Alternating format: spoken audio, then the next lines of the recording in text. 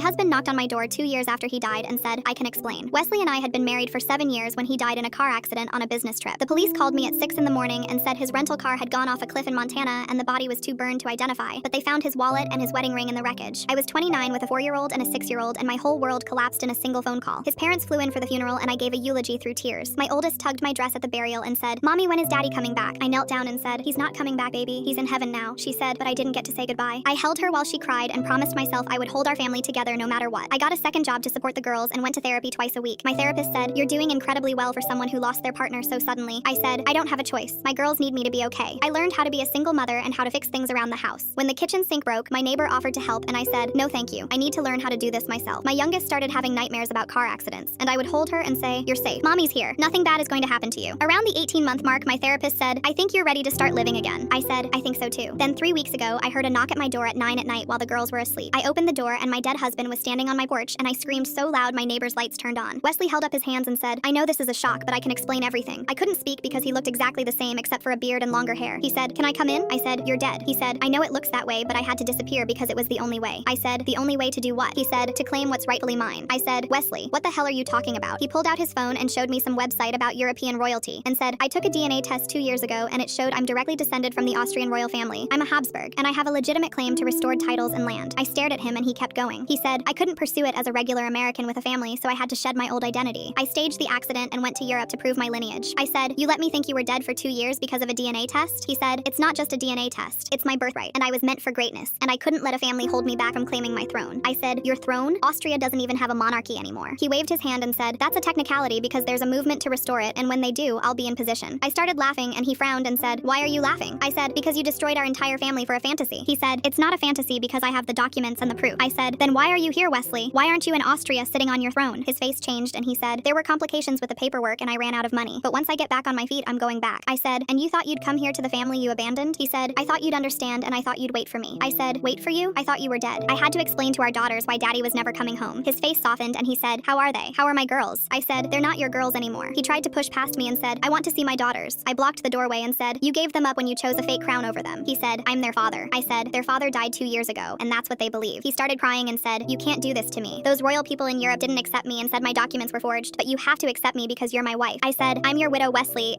There's a death certificate with your name on it, and as far as the law is concerned, you don't exist. He grabbed the door and said, please, I have nowhere else to go. I said, you should have thought about that before you faked your own death to become pretend royalty. I closed the door in his face. Wesley is under investigation for insurance fraud, and I told my daughters the truth. They said they liked him better when he was dead.